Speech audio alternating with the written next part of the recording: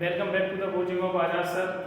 First video में आपने इसमें देखा था chemical reaction and equation class 10 chapter number 1 और इसमें आपने रासायनिक समीकरण के बारे में आप सीख गए होंगे। रासायनिक समीकरण क्या है?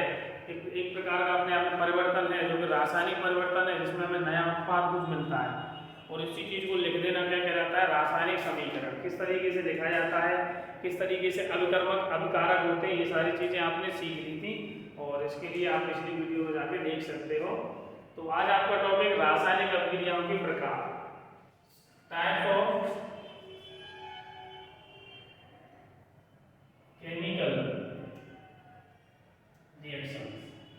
चेतावनी विधायक ये रटना मना है, सिंगल चीज आपको रटनी नहीं है। टाइप्स ऑफ केमिकल रिएक्शन, तो रासायनिक अभिक्रियाएं हैं बेसिकली। बहुत सारे बोर्ड में टीचर कह देते हैं कि इतने प्रकार की होती हैं। मैं बता रहा हूँ गाइस, मननों प्रकार की होती हैं। There are lots of types of chemical reaction guys, clear. हम किसी चीज को लेके डिवाइड करें तो बांट सकते हैं, अदरवाइज हम नहीं बांट सकते कि कितने प्रकार की केमिकल रिएक्शन होती हैं। बट जो 10th क्लास में लिमिटेड में दिए हैं उनको हम एक तरीके से पढ़ेंगे और भूलेंगे नहीं। पूरे पार्ट को ये सीखेंगे किस तरीके से हमने रासायनिक परिवर्तन में आर्द्र वायुमंडल में खुला छोड़ा था कुछ वस्तु को, उसके बाद इसी तरीके से हमने किण्वन कराई थी और आपका कमरे के ताप पर दूध को खुला छोड़ा था और उसके बाद हमने खाना पकाया, खाया और सांस ली थी। ये सभी कैसे परिवर्तन है? रासायनिक परिवर्तन है। तो लौट के आते हैं अपने आज के टॉपिक। इसका सबसे पहला जो प्रकार है वो संयोजन अभिक्रिया। क्या है? संयोजन अभिक्रिया। देखिएगा आज के बाद आपको कितना इजी लगने लगता है केमिस्ट्री। इसका दूसरा नाम योगात्मक अभिक्रिया। क्या है? योगात्मक अभिक्रिया। इसको हम एडिशन रिएक्शन भी कहते हैं, ऐड होना।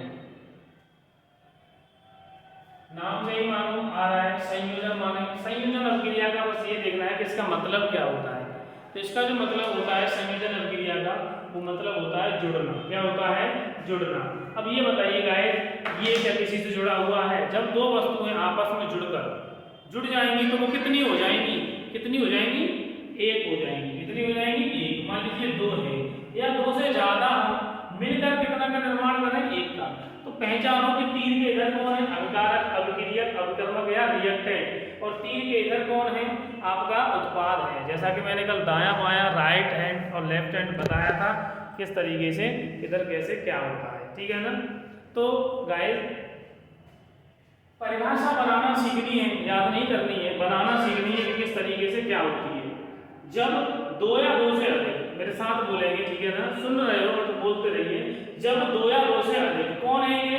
अभिकारक। जब दो या दो से अधिक अभिकारक आपस में अभिक्रिया करके, आपस में अभिक्रिया करके एकल उत्पाद निर्माण करते हैं। कितना उत्पाद देंगे? एक ही उत्पाद मिलेगा। तो उस अभिक्रिया को क्या कहेंगे? संयोजन अभिक्रिया। क्या कहेंगे? संयोजन अभिक्रिया कहेंगे। तो इस चीज को याद नहीं करना है, समझना है कि कैसे करेंगे। मेन चीज इसको अब जो केमिकल इक्वेशन लिखना आनी चाहिए कि किस तरीके से केमिकल इक्वेशन लिखी जाए। तो लिखने के लिए इसमें क्रियाकलाप भी दिया है। आप दुकान पर जाइए। कहाँ जाइए? दुकान पे। और अब होली आने वाली है तो नहीं जाओगे दुकान पर। दिवाली आती तो आप जाते। समझ रहे होगे मेरी भावनाओं को मैं क्या कहना चाह रहा हूँ। आप वहाँ से एक अपनी भाषा में कहें तो कलई लेके आते हैं, क्लियर ना। और वो कलई आपकी कैल्शियम ऑक्साइड होती है। क्या होती है? Calcium oxide. जो आपका कैल्शियम ऑक्साइड है वो कलई है। अब उसको शॉर्ट में कैसे लिखें? तो यही सीख लीजिए शॉर्ट में, धीमे धीमे सीखते चलिए लिखना केमिस्ट्री को। कैल्शियम का जो सिंबल है Ca है, कैल्शियम को Ca से लिखते हैं। ऑक्साइड ऑक्सीजन है। क्या है? ऑक्सीजन है। ये रहा ऑक्सीजन, क्लियर ना। अब ये ऑक्साइड क्यों कह दिया? सीधी सी बात है, कैल्शियम देता कितना है? 2 देता है और ऑक्सीजन को कितने की जरूरत है? 2 की। यही नहीं सभी जगह। तो जो व्यक्ति लेगा, जो इलेक्ट्रॉन रेडी होगा, उसका नाम तमीज से नहीं लेंगे। जैसे कि आपके गांव में कोई राजकुमार है और वो गरीब परिवार से हैं तो सभी लोग राजकुमारा बोलेंगे, अरे राजकुमारा। और वहीं अगर राजकुमार पैसे वाले हैं तो बड़े इत्मीनान से आपसे बोलेंगे, राजकुमार जी सुन क्यों नहीं रहे? बड़े तमीज से, तहजीब से बोलेंगे। तो अपनी थोड़ी डिग्निटी को बढ़ाओ, वही शिक्षा ही एक ऐसा हथियार है जिससे आप कुछ कर सकते हो। तो कैल्शियम, इसका नाम आपने बिगाड़ दिया, जो आपके पीछे लेने वाले हैं इनका नाम आपने बिगाड़ दिया। तो कैल्शियम ऑक्साइड का फॉर्मूला यही होगा CaO। यहाँ कोई गिनती नहीं आई, इसका मतलब आप समझ गए, ठीक है ना, CaO। तो कैल्शियम ऑक्साइड ये कलई है, इस कलई को लाके पानी में डालोगे या पानी में इसको डालोगे या इसमें पानी डालोगे, ये तो डाउट टेस्ट है और आपको खुद समझना है। मैं तो बता रहा हूँ कि कलई ने अभिक्रिया कर ली, किससे, जल से। किससे अभिक्रिया कर ली, जल से अभिक्रिया कर ली। और जल से अभिक्रिया करने के बाद मात्र एक ही चीज मिलती है, और ये जो आप लेके आए थे ये बिना बुझा चूना था। कैसा था, बिना बुझा हुआ चूना, क्लियर ना।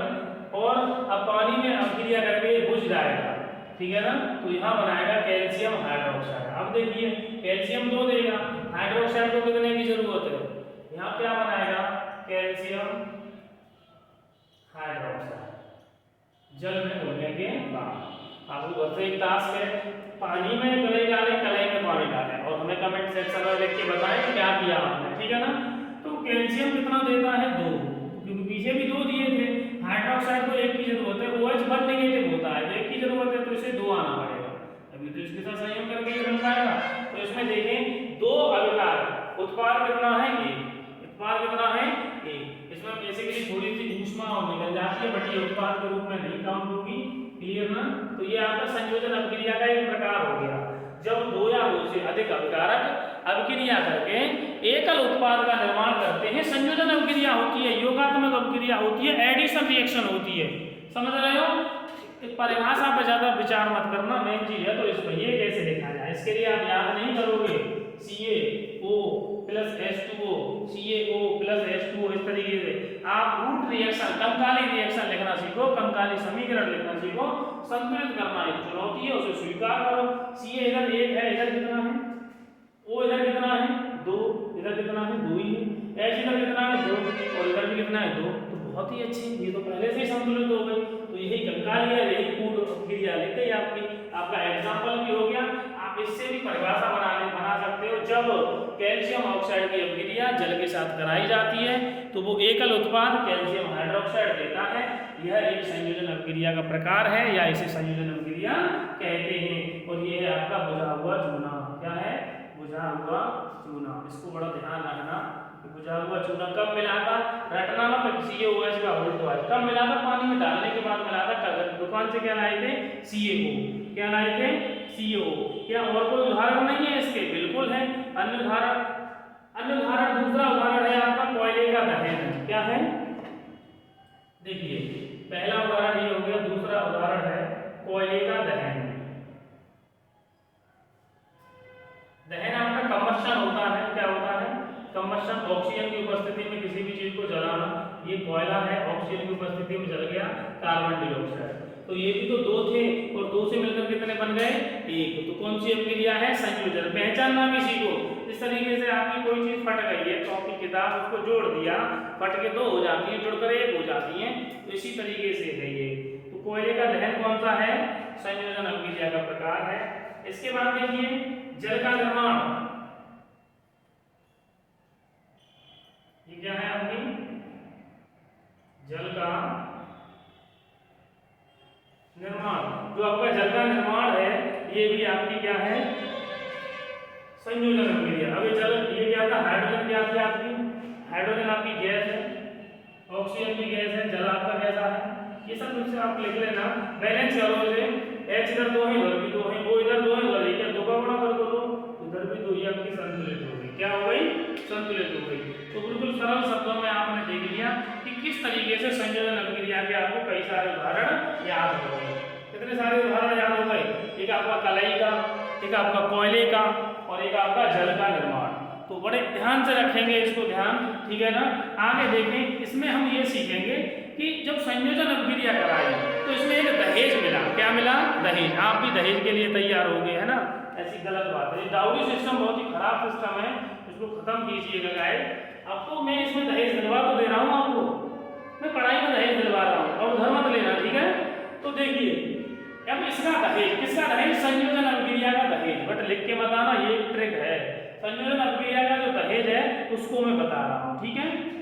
हाँ जी गाइस, तुम दहेज की बात कर रहे थे, संयोजन अभिक्रिया की, तो लेना नहीं है भैया दहेज, ठीक है ना। देखें तो संयोजन अभिक्रिया की अपनी परिभाषा सरल शब्दों में हम यही कह सकते हैं, जब 2 या 2 से अधिक, अधिक कौन, या तो पदार्थ होगा, पदार्थ नहीं तो तत्व, तत्व नहीं तो यौगिक, कोई भी हो, कुछ भी हो, वो मिलकर एकल उत्पाद का निर्माण करता है तो संयोजन अभिक्रिया होती है। अब मुझे बताओ रिएक्शन आपको ध्यान आएगा? हाँ बिल्कुल, कलई को पानी में भिगो, कोयला को जलाए दो और जल को बनाए दो। बड़े आसानी से लिखना सीखो, उत्पाद आपको पता है ये बनेगा। जब कैल्शियम हाइड्रोक्साइड बनेगा तो कैल्शियम हाइड्रोक्साइड को लिखना सीखो, ना रटना, ठीक है ना। क्लियर?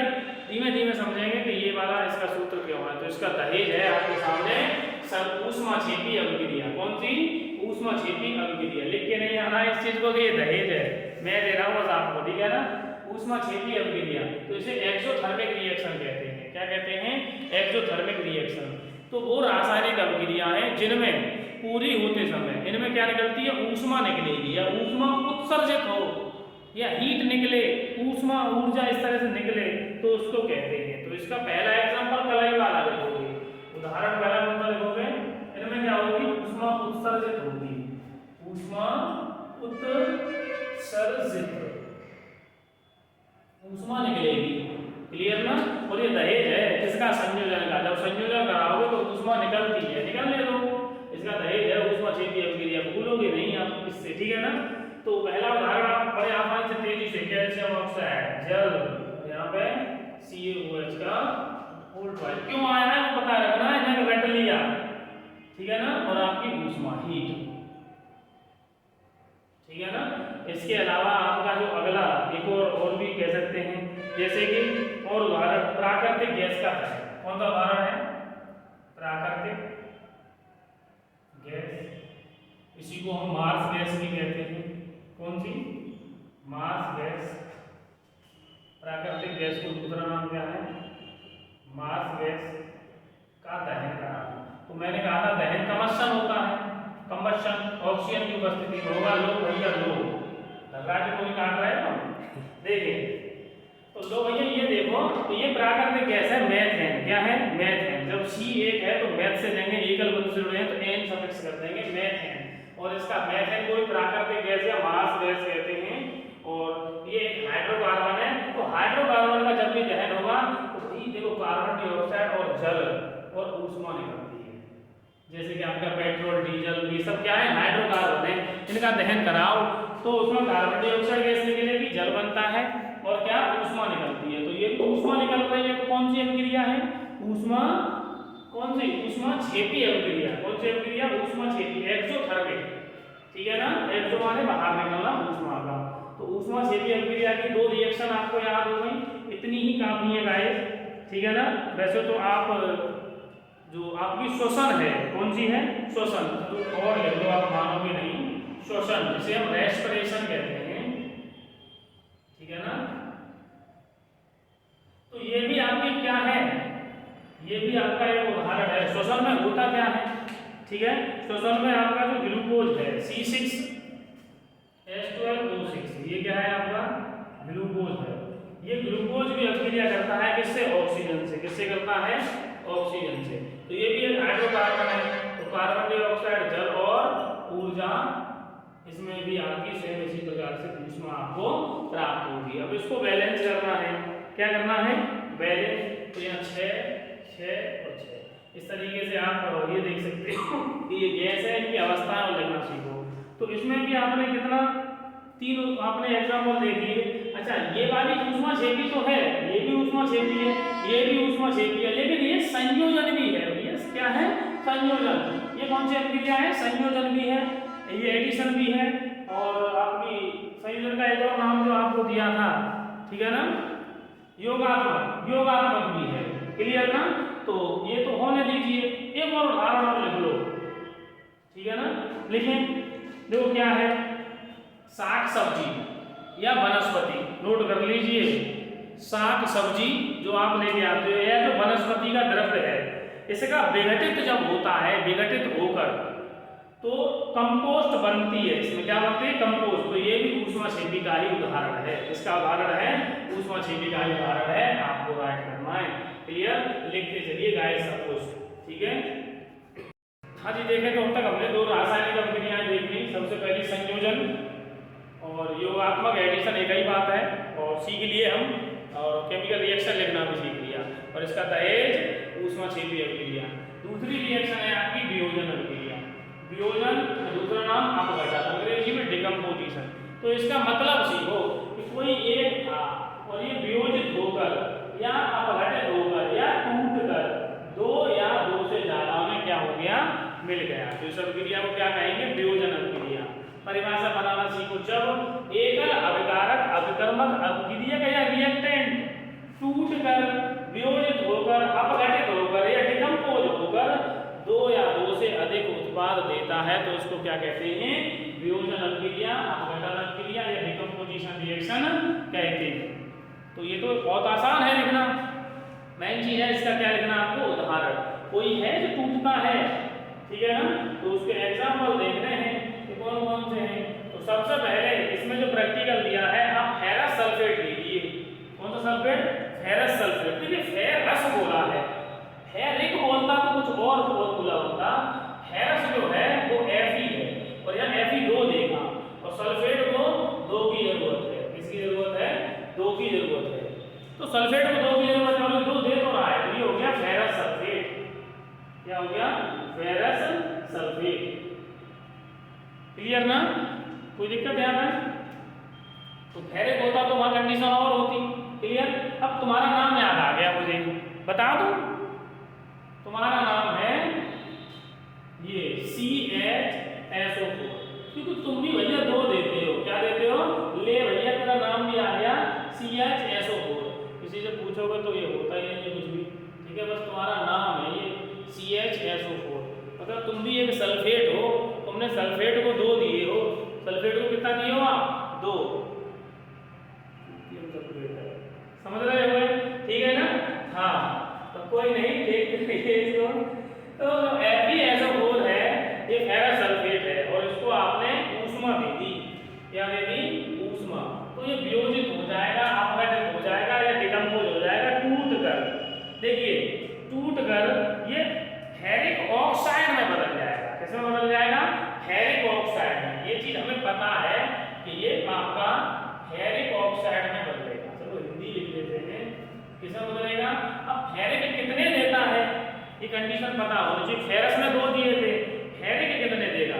तो फेरिक हमें निकालो, Fe ये है, O ये है। Fe O तो गलत है, ये भी बता सकते हो, वो फॉर्मूला आपने गलत लिखा है। O को 2 की जरूरत है, ये देगा 3। कितने देगा, 3। तो Fe कितने देगा, 3। O को कितने की जरूरत है, 2। इस तरीके से सीख लीजिए, Fe को 2 आना पड़ेगा, O को 3, Fe2O3 ferric oxide. Ferrous oxide नहीं है ये, फेरिक ऑक्साइड। तो जब फेरस सल्फेट को वियोजित करते हैं, तोड़ते हैं, अपघटित करते हैं, तो ये किसमें जाके आपका बदल जाता है, फेरिक ऑक्साइड में। अच्छा, और इसके साथ किसमें बदलता है, सल्फर डाइऑक्साइड SO2 और सल्फर डाइऑक्साइड में SO3। समझ गए। तो देखना, एकल अभिकारक अभिकर्मक अभिक्रिया के रिएक्टेंट वियोजित होकर टूटकर अपघटित होकर या डिकम्पोज होकर 2 या 2 से अधिक उत्पाद दिए हैं, तो ऐसी अभिक्रियाओं को हम क्या बोलते हैं, वियोजन अभिक्रिया। ये आपका ठोस था, ये भी आपका ठोस, ये आपकी गैस है, ये आपकी गैस है, बैलेंस देख लेना, ठीक है ना। तो इस तरीके से आपने क्या देख लिया, एक उदाहरण देख लिया कि फेरस सल्फेट वियोजित होता है तो किस किस में, फेरिक ऑक्साइड, सल्फर डाइऑक्साइड और सल्फर ट्राइऑक्साइड। 2-3 बार बोलिएगा गाइस अच्छे तरीके से, तो आपको ये रिएक्शन याद हो जाएंगे।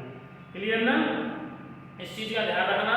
फेरस सल्फेट का जो मेन फॉर्मूला होता है इसमें FeSO4 7H2, ये क्रिस्टलीय जल होता है।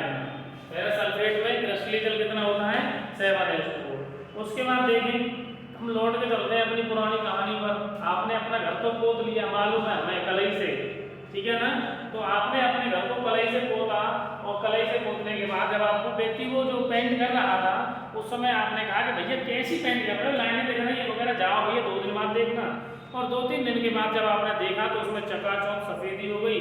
इसका मतलब जो आपकी कलई थी, कैल्शियम हाइड्रोक्साइड थी, उससे एक गैस ने रिएक्शन कर लिया। वो गैस थी कार्बन डाइऑक्साइड, और जब कार्बन डाइऑक्साइड गैस ने रिएक्शन किया उसके साथ, तो वहां से जल निकल गया, और जल निकलने के बाद वो बना क्या, कैल्शियम कार्बोनेट। क्या बन गया, कैल्शियम कार्बोनेट CaCO3। क्यों, Ca 2 देता है, कार्बोनेट को 2 की जरूरत है।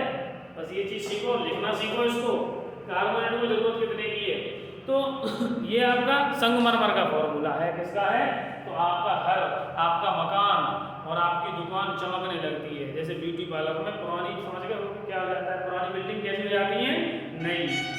आप अपने पर मत ले जाओ, ठीक है ना। अगर आप देख रहे हो तो कोई दिक्कत नहीं बेटा, बट और जो देख रहे हैं उनकी समझ रहे हो गए, है ना।